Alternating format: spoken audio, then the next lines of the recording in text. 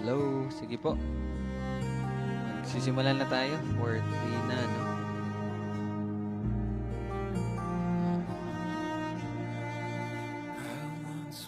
Okay. In darkest night, yet thought I knew the way. Hello. Sige, yan na. Okay, so good afternoon and welcome po ulit sa ating daily Bible study. So we praise God at tayo nakakapagpatuloy no, sa pag-aaral ng Kanyang salita. So,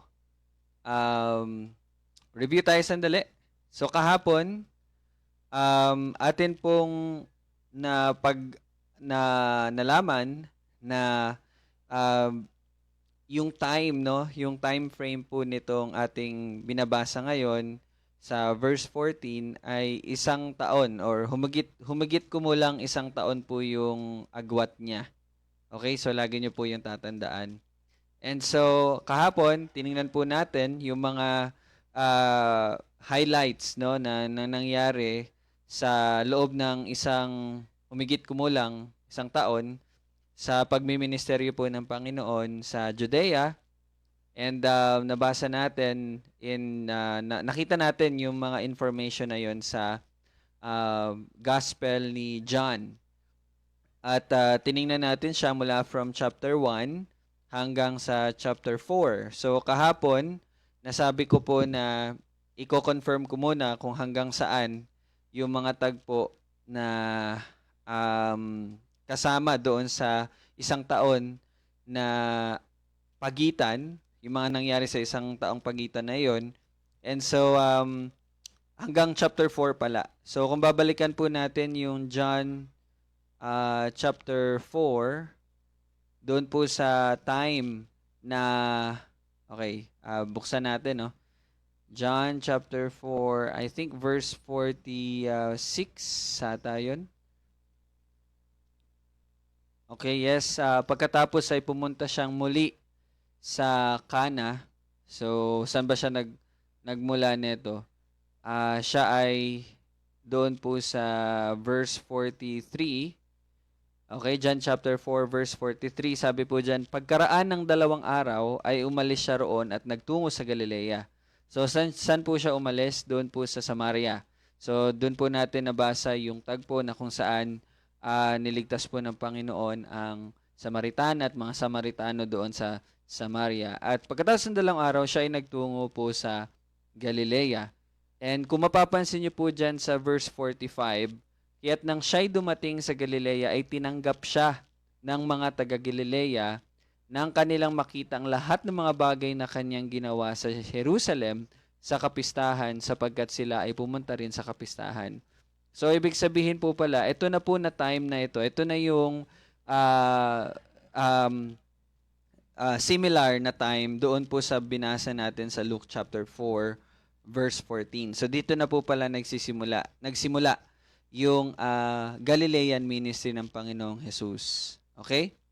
So, and then mababasa natin sa John 4:46. So, doon na po natin makikita yung pumunta ang Panginoong Hesus muli sa Cana, and doon ay pumunta yung pinuno ng pamahalaan na mula pa sa Capernaum na kung natatandaan nyo po, mga nasa 15 to 18 hours yung travel time. So, dito po sa John 4:40, ayun nga, 43, doon na po nagsimula yung Galilean ministry. Okay? So, ngayon, makakapag-focus na po tayo sa Luke chapter 4, verse 14 and 15. So, although napag-usapan na natin siya, so, tingnan muli natin at atin siyang himay-himayin, no? So, tayo po ay manalangin muna. Panginoon, kami po ay nagpapasalamat sa patuloy na paggabay mo sa amin sa pamagitan ng iyong salita. Salamat dahil ikaw ang nagbibigay ng kaalaman at karunungan at pagbibigay linaw sa lahat ng ito sa pamagitan ng banal na Espiritu. Panginoon, patuloy po ako nananalangin ng bawat isa sa amin ay patuloy mo pong bigyan ng puso na nagnanais na hanapin ka at nagnanais, Panginoon, na malaman yung mga bagay na dapat naming ginagawa at gagawin, naway hindi po mawala sa puso ng bawat isa at isipan ng bawat isa ang katunayan, ang katotohanan na kami ay nangailangan ng iyong gabay araw-araw at ito'y matatagpuan namin sa iyong salita. Naway ang bawat isa ay lumago sa pagkilala sa iyo, sa kaalaman, sa karunungan, sa pananampalataya at pag-ibig. Salamat, Panginoon, dahil lahat ng ito'y gawa mo. Purihin ka, ito aming panalangin sa pangalan ni Jesus. Amen.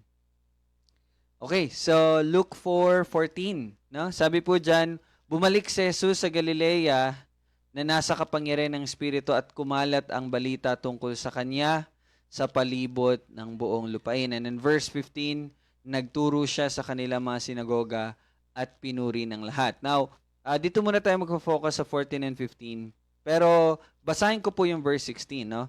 Dumating siya sa Nazareth at kanyang nilakhan. Siya ay pumasok sa sinagoga ng araw ng Sabat tulad ng kanyang nakaugalian at tumindig siya upang bumasa. Now, bakit ko po binasa yung verse 16? Kasi gusto ko po ipakita sa inyo na yung verse 14 and 15 is actually an overview. Okay? Parang, kumbaga kapag nagsusulat ka ng, for example, sa mga estudyante, mga thesis paper, meron kayong abstract. Diba? The abstract is actually the summary ng kung ano yung detailed na nakapaloob na bababasa nyo sa chapter 1, 2, 3, 4, and so on. And then, sa mga,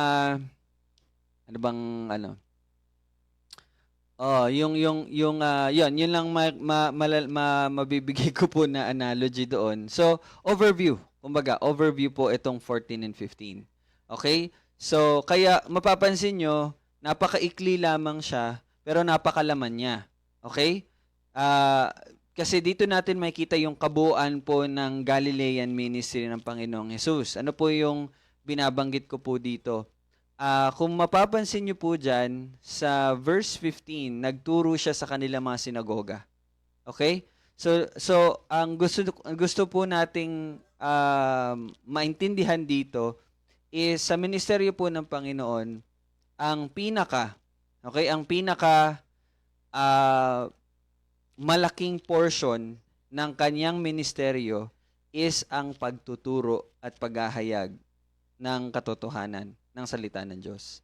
Yes, mababasa natin marami pong pagpapagaling, okay?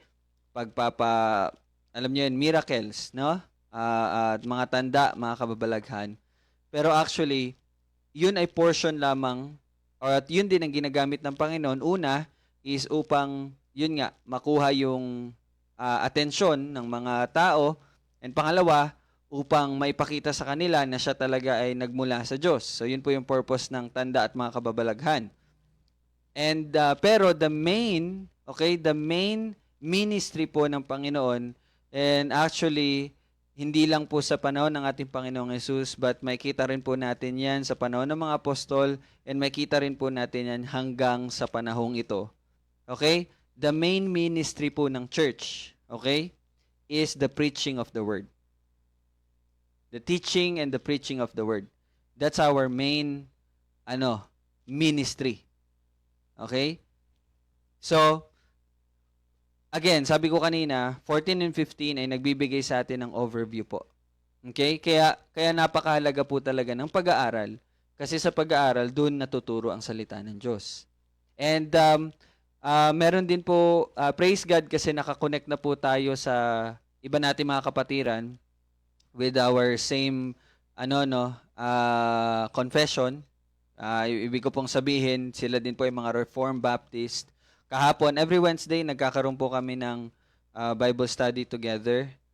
And so, I praise God kasi nakausap ko sila, and God willing, sa month ng September or November, pero most probably September, bibisita sila dito sa atin. Magkakaroon tayo ng siguro one-day conference na tinatawag.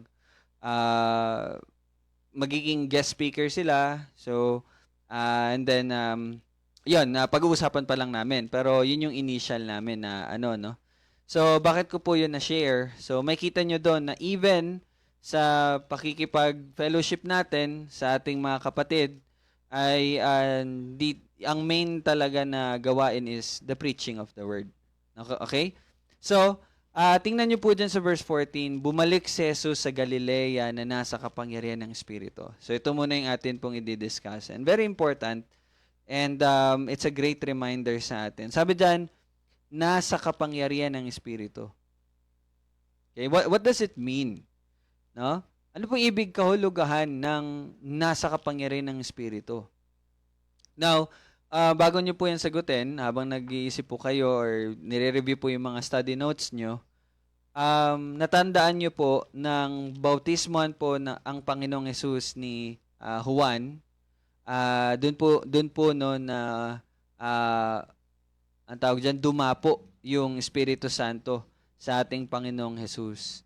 And nakalimutan ko lang tingnan yung verse, pero meron pong sinasabi doon na yung overflowing, no? Yung parang yung sense is overflowing and full na pagdapo or pagpuspos ng Espiritu Santo sa ating Panginoong Jesus. Now, kung matatandaan nyo po, in our previous preaching po sa ating Lord's Day, na-discuss na po natin yung about po sa banal na Espiritu, di po ba? So, meron pong dalawa yon. Ano yung dalawa na tinutukoy ko po? The baptism and the filling of the Holy Spirit. Tandaan niyo po yon? Baptism and the filling of the Holy Spirit. Magkaiba po yung bagay na yon. Ang baptism of the Holy Spirit is yun po yung one time na nangyayari. Okay? Yun po yung time na binuhay tayo ng Espiritu Santo, na tayo ay ano ba yung word sa 1 Corinthians 12:3? Tayo'y inilagay ba yon? 13 pala, 12:13. Tayo inilagay sa isang katawan. Tatandaan niyo po yun, 1 Corinthians 12:13. 'Di ba? Sapagkat sa pamagitan ng Espiritu, ng isang Espiritu, tayong lahat ay binautismuhan tungo sa isang katawan. 'Di ba? Maging Hudyo, Griego, mga lipin o mga laya, sa tayong lahat ay pinainom sa isang Espiritu. So you see, that's the baptism of the Holy Spirit. Okay? Now, the filling of the Holy Spirit is hindi po yan one time. Ito po yung nangyayari sa Tagalog pa pagpuspos ng Espiritu Santo sa atin. Ang filling of the Holy Spirit is minsan, pinupuspos tayo, minsan hindi. Bakit po? Kasi ang mangyayari po ang pagpuspos ng Espiritu Santo kung tayo po ay nagpapasakop sa kalooban ng Panginoon. And pag sinabi nating tayo puspos ng Espiritu Santo, ibig sabihin po tayo is under the control of the Holy Spirit. Kaya meron pong verse na kung matatandaan ko po na sinasabi, be filled, no? Be filled with the Holy Spirit, not on drunkenness, hindi sa pagkakalasing. Bakit? Bakit ganun yung parang pagkakalathala ni Pablo sa salitang iyon? Kasi ang pagiging lasing sa alak is nangyayari lang yan if we overdose ourselves in drinking alcoholic drinks. Di po ba? Naintindihan niyo po 'yon? Okay, kapag tayo patuloy tayong so ang nangyayari sa atin, nalalasing tayo. So, sana makita nyo doon na ganun din ang feeling of the Holy Spirit. Kung patuloy tayong nagpapasakop, okay, sa kalooban ng Panginoon, then the Holy Spirit will work in us. Ibig ko pong sabihin, tayo pupuspusin ng Espiritu Santo and magagawa natin kung ano man ang kalooban ng Diyos. Naintindihan niyo po yon? Yun po ang nangyayari sa atin. Now, bakit ko po iyon diniscuss? By the way, meron lang po akong i-share sa inyo. There's something na na-learn ko na din. Ewan ko kung magiging good news ba to sa... drinking alcohol is okay. Okay? Ang pag-inom ng alak is okay. Okay lang. Okay? Okay lang po uminom ng alak. Yes, it's okay. Hindi po kasalanan ang uminom ng alak. Pero meron po tayong tinatawag na dapat maging discerning tayo. Ano po yon? For example, kung ang pag-inom naman ng alak ay makakastumble sa isang kapatid na hindi pa ganun ka matured sa kanyang spirituality, mas mabuting wag kang uminom. Kasi kapag uminom ka na merong may stumble, then that is sin. Yan ay kasalanan. Okay? And then, kung uminom ka naman na labag sa konsensya mo, pero uminom ka pa rin, so yan ay kasalanan. And, ang pag-inom ng lubos, yun nga, yung parang nagiging lasing ka na, is kasalanan. Intindihan niyo po yun? So, and syempre, yung pag-inom, in a sense na nakikipagsalamuha ka sa mga unbelievers kasi naintindihan niyo po, kung iinom ka, kasama yung mga unbelievers, yung purpose nila sa pag-inom is, ano ba yung term ng mga hindi mananampalataya kapag umiinom? Nakalimutan ko na eh. Meron kasing term na ginagamit. Okay, basta yung parang enjoy mo, parang gano'n, no? Enjoy ba? Basta gano'n. Nakalimutan ko lang yung term. Matagal ko na hindi ginagamit yon. So that's sin. Okay? Pero kung ang pag-inom mo ng alak is personal, mas mabuting personal, na hindi na lang nakikita. And hindi naman yung nagpapakalasing ka. But maybe ginagamit mo siya bilang pag-ano sa mo, katawan mo, or pag-ease, or para maging relax daw, then that's okay. Hindi ka nagkakasala sa Panginoon. Okay? Okay? Tindihan niyo po yun? Still, meron po talagang dapat discernment. Okay? Pero, alam natin, ang alak is nakakasira sa ating katawan. Okay? So, dun ka pa rin pipili, kumbaga, kung inom ka ba o hindi. Pero, hindi po ibig sabihin na nagkakasala ka. Okay? Pero kung gusto mong mag-ingat talaga sa katawan mo, hindi pumasok yung mga sakit-sakit na related sa pag-inom, huwag ka na lang uminom. Pero kung umiinom ka, pang sarili mo lang, pang ano mo lang, wala namang na-stumble, wala na nakita, then that's okay. You're not sinning. Or pwede kang uminom na may nakakita as long as matured na rin yung mga taong yan. For example ako, inom si daddy. Okay, matured naman ako, naintindihan ko yan. Okay, pwede yun.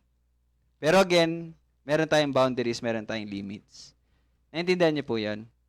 Okay? Ito kasi, no, ito yung mga bagay na na-learn ko din all throughout the years. No? Years, kala mo tagal natin. For the past 2 years, I learned na, yun, may mga bagay na, may time pala na nagiging legalistic ako. May time po na nahuhulog ako sa Lordship Salvation. Na may time na nahulog po ako sa pietism. So anyway, ito po mga sinasabi ko sa inyo, medyo mga theological term siya, no? Pero sana sa pag-aaral ninyo, mapunta kayo sa point na makikita nyo to at maaral nyo po. Okay, pero yun po, nagiging ano rin ako kasi siguro kung nalaman ko lang, kung naging tama lang yung pagtingin ko sa mga bagay na yun, maybe kasama pa natin si kilala niyo na. So maybe. Pero still ito ay pinahintulutan ng Panginoon. So pero hindi ko naman inano yung sarili ko. Parang minsan naghihinayang lang ako na siguro kung naging tama lang yung way ng pag-approach ko sa ganung bagay. So it's possible. Pero again, it's not, hindi naman yun sa akin, hindi naman yun sa gawa ko. Pero still learning yun sa akin. And there are so many things na nangyari. Katulad last 2 weeks or last week, even kami dito, no?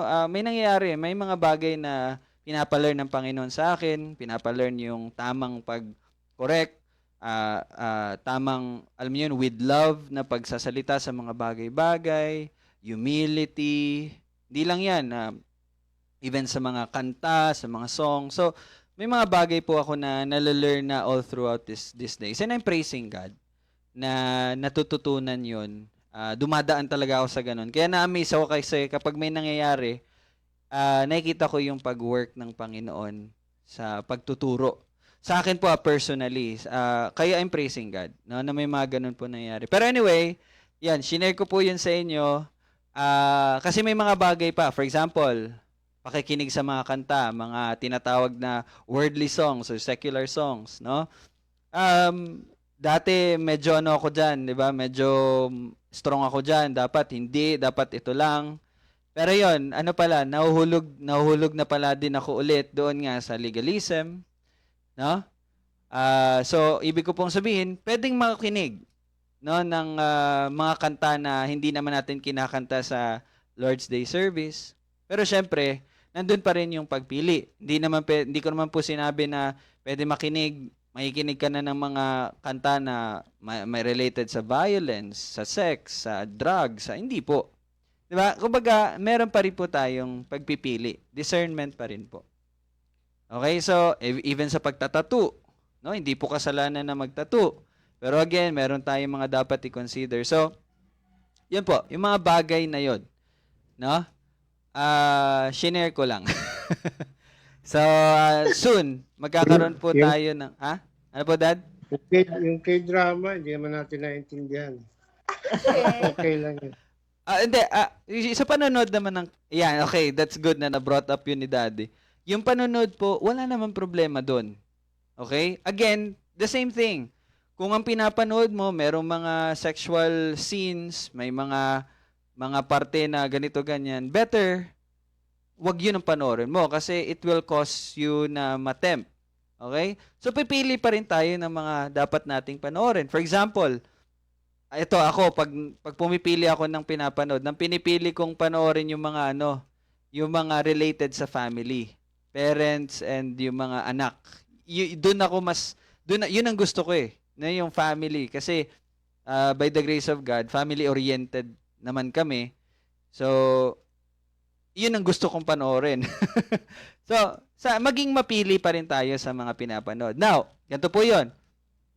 Kailan siya nagiging hindi maganda, hindi nakakatulong sa atin? Kasi hindi naman kasalanan ang manood. Again, maging discerning pa rin tayo. Kung ito na yung ginagawa mo halos buong araw, then doon na tayo magkakaroon ng, hindi na maganda yan. Okay? So, lagi po tayong maging maingat sa deception ng kalaban. Kasi, yes, binigyan tayo ng liberty, ng kalayaan na, pero wag natin hayaan na yung kalayaan na yun ay mag-cause sa atin na hindi na tayo maging effective. Di ba? Kasi biruin mo, okay, bigyan ko po yung example. What if manood po ako ng K-drama araw-araw? Sa tingin nyo po may masasabi ako sa Sunday? Sa tingin nyo po may masasabi ako sa Bible study? Wala. Kasi ang feel ng mind ko is, yun, yung mga story. Siguro masishare ko sa inyo. Alam niyo ba yung Queen of Tears, ganito nangyari? Siguro ganun yung magiging laman ng mensahe. Kaya sa akin, pinipili kong wag na lang. Sa akin po pinipili kong wag na lang. Kasi, biruin niyo po, araw-araw may Bible study tayo. And Sunday, and marami pa po akong ini-explain ng mga bagay. So, yun ang parang nagiging sa akin. So, pero again, it's not a sin. Okay? Sige po, si Tito Bong parang nag-re-raise ng hand. Yun nga. Yung mga bagay na gano'n, kailangan din namin maintindihan kasi in biblical, yun. Kasi yung tinatawag na napakalalim na pag-iintindi tungkol sa mga bagay na lalo na sa mundo. Kung makikita natin kasi tayo bilang mga nakakilala na at may biyaya na binigay ang Diyos sa atin at tayo nanigurado na sa kaligtasan. Paano natin, kasi nga yung mga bagay na yun may pagkakataon din na may limitasyon, di ba? Ganyan, yung mga panahon niya. Kasi talaga yun, nagagawa pa rin naman natin yun, yung mga bagay na yan. Kaya nga, paano natin may papakita doon sa biblical na pamamaraan yung mga bagay na nagagawa natin ngayon na sinasabi mo. Katulad nung yung panunood ng TV, yung yung pag-inom ng alak, kumbaga pangkisalamuha doon sa mga Pero yun nga, for the reason, para natin may mapapaintindi kung may magtanong ng mga bagay na gano'n. May mga taong nakakilala na di sa atin o bago at paano natin may papaintindi sa kanila kung ano yung mga ganong sitwasyon na dapat na ginagawa natin na in a worldly mild things na, pero hindi naman akma doon sa, kumbaga, yun lang, yung mga bagay na sinabi mo. Mm. Kasi, yun nga. Okay, so I think nagigets ko naman yung sinabi po ni Tito Bong. For example po yung, okay, balik po tayo sa pag-inom ng alak, no? For example, ang sa lipunan kasi ng mga ano no dito sa Pilipinas, ang society natin kapag uminom ka talaga ng alak, ang isip talaga nila nagkakasala ka. That's the normal. Normal po 'yun. So, kung ikaw na matured na Christian, alam mo na ganun yung pananaw ng mga hindi pa na mananampalataya or even yung mga bago pa lang sa pananampalataya. So, yun nga, sabi ko mga po kanina, hindi kasalanan uminom. Pero kung makikita ka ng mga tao na ganun ang pag-iisip, na ma-stumble sila ba? Na makakapag-isip sila na, ano ba yan? Tapos hindi ka rin magiging magandang testimony sa kanila. So, kahit hindi siya kasalanan, wag mong gawin. Kasi kapag ginawa mo sa ganung sitwasyon, nagkakasala ka na. Doon ka na nagkakasala. Kasi nagiging ano tawag sa Tagalog ng stumbling block. Nagiging patisod. Tayo yung, kumbaga, nagiging reason bakit natitisod yung iba.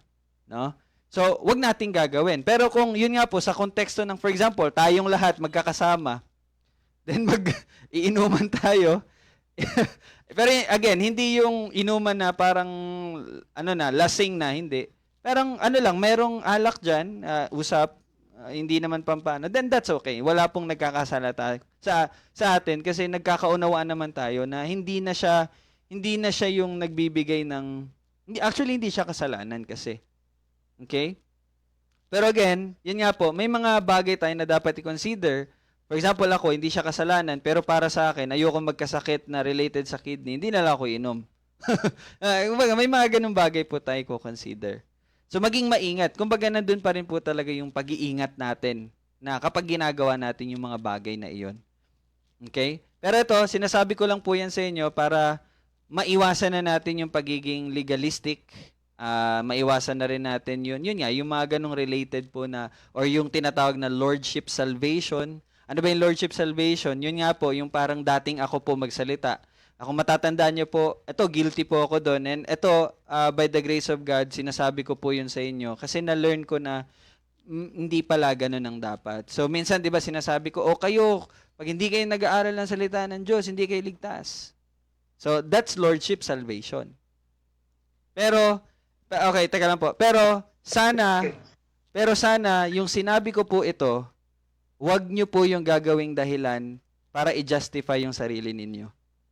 Wag nyo po yung gagawing dahilan na i-justify yung sarili. Tama ako, Rael, mali ka. Wag nyo po i-justify yung sarili nyo doon.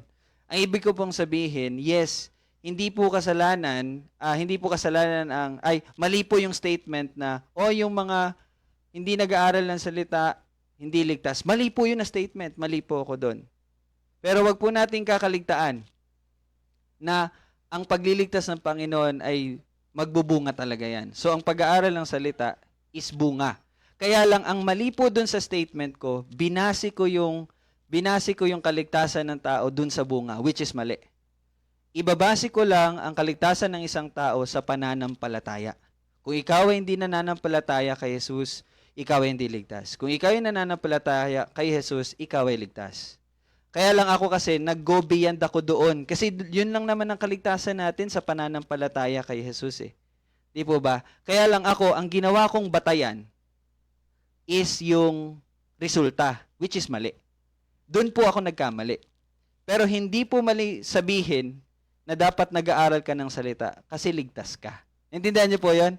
Hindi maling sabihin na dapat nag-aaral ka ng salita dahil ligtas ka. Tama po yun.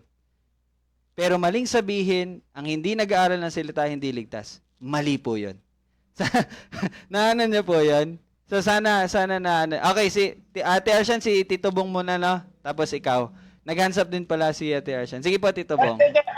Naalala ko lang yung Sunday nung sinabi mo about theology, ano yung pagkakaiba ng theology to Doctrines. Opo. So yun nga, yun tama nga yun, yung sinabi mo na yung theology, ito'y malalim na pag-aaral ng salita ng Diyos. Kung ibabase natin doon sa ginagawa natin sa buhay. Mm.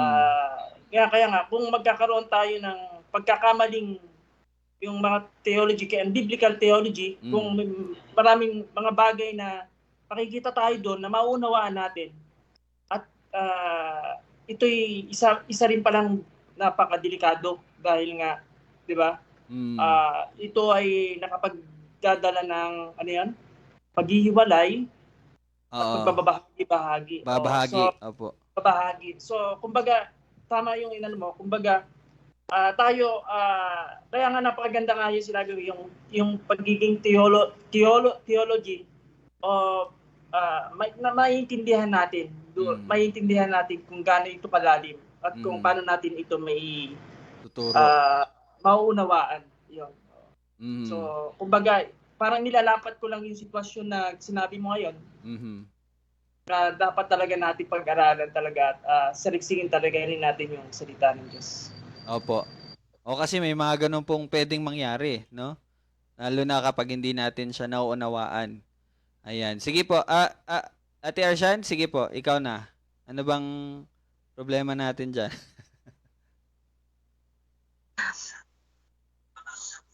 Wala. Bali, naalala ko lang po, kuya, yung na tinanong ko po yata yun sa'yo kung ay yung parang na-topic po natin yun about sa alak. Tapos, sabi mo nga po noon, na-mention mo na din po noon na hindi naman masama yung alak kung kumbaga parang nagiging kasalanan lang siya kung kumbaga ayun sa paglalasing ganon. Tapos pero sabi niyo din po kasi noon na pero kung yung hindi porke na hindi siya kasalanan is pero kung nakikita mo naman yung sarili mo na pag once na uminom ka noon tapos parang pwedeng maging addiction mo na siya, ayun yung maging cause para magkasala ka. Mas maganda na wag mo na lang siyang gawin. Parang ganun din po sa mga panonood ng TV, ganyan. Kung alam mo naman na yung palabas na yun na pwedeng ayun yung maging dahilan para maano ka, yung parang, di ba minsan kasi hindi natin alam, may mga palabas na pag kung kailan sa dulo na, doon na yung may mga Kababalaghan. mga malalas. Ayun, parang kung alam naman natin na parang hindi siya makakatulong na pwede yun pa yung sa atin, kumbaga parang porke hindi porke na hindi siya kasalanan is gagawin na agad natin, kumbaga parang nandun pa rin talaga yung mag-iisip muna tayo bago natin siya gawin. Opo. So ayun, maging maingat po talaga, no? Lalo na sa sinabi natin na yun, na pwede, hindi naman kasalanan. Lagi po nating tandaan, napaka-tricky ng ating kalaban, no? Gagawa talaga siya ng paraan para maisip natin na okay lang tong ginagawa ko, pero nag-out of bounds na po pala tayo. Tulad ko po, ang desire ko lang talaga, bakit nasabi ko yun yung mga nakaraan, kasi my desire is mag-grow ang bawat isa, na mag-ano talaga sa word, sa prayer, maging devoted kay Lord. Pero yun nga, unknowingly, no, na out of bounds na ako to the point na nagiging nagiging legalistic siya. Nagiging batayan na siya ng ating kaligtasan. Okay, so yun po yung mali ko doon. Kaya ngayon, binabanggit ko siya sa inyo para mabigyan po kayo ng, alam niyo yun, ng ano tawag dyan? Yung mawala na yung burden ba, no? Yung bigat na nararamdaman natin, kasi baka iniisip natin, ay, hindi ako nakakapag-pray, hindi na naman, baka hindi ako ligtas. Kasi ganun ganun yung danger nun eh. Hindi natin namamalayan, binabase na natin yung kaligtasan natin dun sa mga ginagawa natin at sa mga hindi natin ginagawa. Pero lagi po nating tandaan na ang kaligtasan is only through Christ. Okay? So wag po nating ibase yung kaligtasan natin sa okay, nag-aaral ba ako ng salita? Kapag hindi ka na nag-aaral ng salita, ligtas ba talaga ako, Lord? May bago ba talaga akong ano? So, yun ang nakikreate kasi nun no? Yun kasi yung nagiging bunga nun sa atin. Instead of assurance, ang nangyayari po, doubt. No? Nagiging doubtful na tayo. Yun yung epekto ng legalism, yun yung epekto ng lordship salvation, yun yung epekto ng pietism. Pero lagi nating tandaan, grace. Grace is bagay na natanggap natin na hindi natin in-earn, na hindi natin deserve. Okay? Lagi niyo po yan tandaan. Okay? Pero, ayun nga, ito na naman yung danger. Yung danger naman nun, okay, so ligtas na ako pala by the grace of God. Tapos, wala nang nangyayari sa buhay mo. Hindi ka na nanalangin, hindi ka rin nag-grow sa knowledge mo kay God. So, nahuhulog naman tayo sa kabilang side. Ano yung kabilang side? Antinomianism. Yan po yung antinomianism. Okay? Yung, ano naman yon, yung parang, hindi mo na kailangan kumilos kasi ligtas ka na. Manatili ka lang kung ano yung buhay mo ngayon kasi ligtas ka naman na. Mali din po yun. Kasi alam natin na ang totoong kaligtasan, may transformation talaga. Okay? Natandaan niyo po? Naintindihan niyo po. Pero again, our basis of our salvation is by Christ through faith. Okay? Yun lang po. Wala nang iba. Okay? Kaya maganda po talaga na mapag-aralan din natin yung confession, yung London Baptist Confession of Faith. Kapag nag-move on na po tayo doon, makikita niyo po doon, ito pala. Ako din kasi, na ngayon, mas naging malinaw yung mga bagay na yun. Kasi by the grace of God, nababasa ko na yun po. No? May nababasa na din ako mga ibang books. And even, sa pag-aaral ko po, okay, malapit na po tayo matapos. Tingnan niyo po, na-learn ko yun through the study. Sa pag-aaral, by the grace of God, no? By the providence of God. Sa pag-aaral, natutunan ko po yun. So, may kita nyo doon na ang kahalaga ng pag-aaral. Hindi ibig sabihin na hindi po ibig sabihin na hindi binabase natin sa pag-aaral yung, for example, pag-aaral yung kaligtasan na hindi na tayo mag-aaral. Hindi po ibig sabihin na ganun yun. Kasi yung paglago po natin is doon din po nakabase sa salita ng Panginoon. So, kung hindi tayo nag-aaral, hindi tayo mag-grow. Naintindihan niyo po yun? Okay? So, ang ang buhay, may bunga talaga. Magbubunga talaga. Mag-grow talaga ang bawat isa. No? Ito po, hindi po pwedeng hindi mag-grow.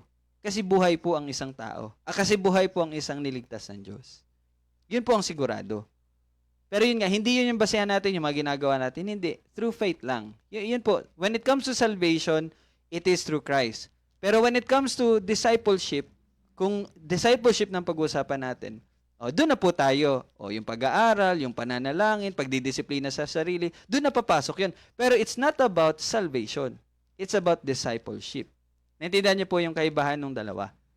Kaya lang, ang nangyari po sa atin dati, sa akin, yung discipleship, naging salvation, naging basis of salvation. Naintindihan niyo po? So yun, doon nagkaroon ng kamalian. Doon nagkaroon ng burden yung bawat isa. Okay po? Kaya pag naintindihan na natin yung sinasabi ko po, yung kaibahan ng dalawa, masasabi mo talaga, no, kapag nagkakasala ka, wow, praise God kasi sa grace mo. Yun na po talaga ang magiging Dati kasi nangyari, nagkakasala naman ako.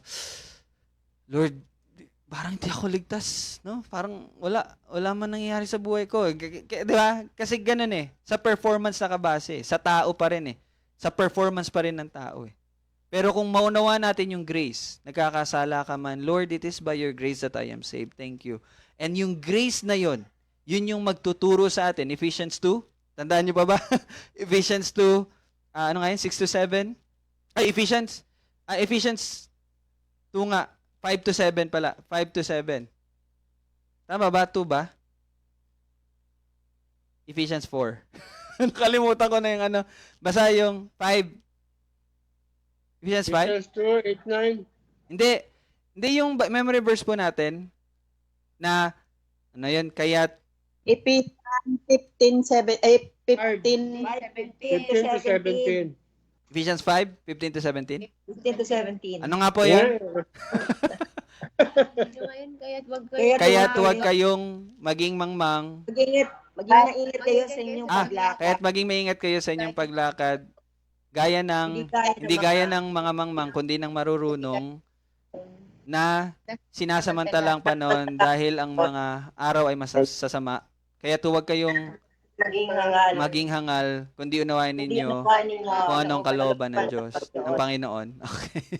So, So, yun, doon natin makikita na ganun dapat ang ginagawa natin. No? So, bakit ba tayo napunta doon? Dahil po sa kapangyarihan ng Espiritu. Okay, babalikan po natin ito bukas. Okay, medyo nag-side trip lang tayo para magbigay linaw po doon sa mga bagay na iyon. Okay? So, baka mamaya makita nyo na si nagiinom na. Okay, hindi ko pala nabanggit. How about yung paninigarilyo? Kasi si Daddy naninigarilyo eh. Dati. How about yung paninigarilyo? It's not a sin. It's not a sin. It's okay. Hindi kasalanan yon. Okay? Kaya lang, yun nga, meron pa rin tayong, yun nga, ano pa rin. Alam natin ang sigarilyo talaga ngayon, nakakasira talaga ng lungs. So, better not. So, kung ako papipiliin, for example, si Daddy, kasi nag-ano siya dati, I will strongly say to him, wag na Dad. Wag na. Kasi ayoko magkasakit ka. Yun ang akin. No? Hindi siya kasalanan, pero ayoko magkasakit ka. Kaya wag na. Naintindihan niyo po yun? Okay. Pero yun nga, sabi nga ni Ate Arshan kanina, pwede siyang mahulog sa addiction. Kasi po yung mga, for example nun, yung meron siyang nicotine na nakakaano talaga sa mind na nag-aanong addiction. So, maging maingat po talaga tayo. Okay? So, alright. Anyway, maraming salamat po sa Panginoon sa mga napag-aralan natin ngayon. Bukas po kung may tanong kayo, tanong niyo po. Pasensya na po, wala na tayong oras. So, si Tita Susan, parang nararamdaman ko marami siyang charge eh. So, bukas, Tita Susan, na-expect ko po yung mga tanong mo. Pag-usapan natin yan. Okay po? Sige po, tayo po yung mag-pray muna. Our Father in Heaven, maraming salamat po sa kaligtasan na indeed biyaya mo lamang, Panginoon. Salamat, O Diyos, sa kalayaan na ipinagkaloob mo sa amin. Pero salamat din, Panginoon, dahil binigyan mo kami ng tamang pag-iisip at pag-unawa at tamang pag-evaluate sa mga nangyayari. Kung ano po ang makakatulong, hindi lang sa physical na katawan namin, but lalong-lalo na sa spiritual na aming pamumuhay, kung ito ay makakapagbigay ng kaluwalhatian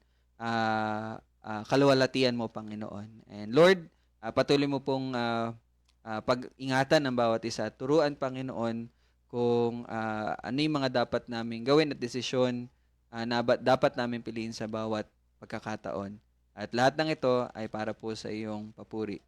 Ito aming panalangin sa pangalan ni Jesus. Amen. Thank you po. See you po ulit bukas. Bye-bye. God bless.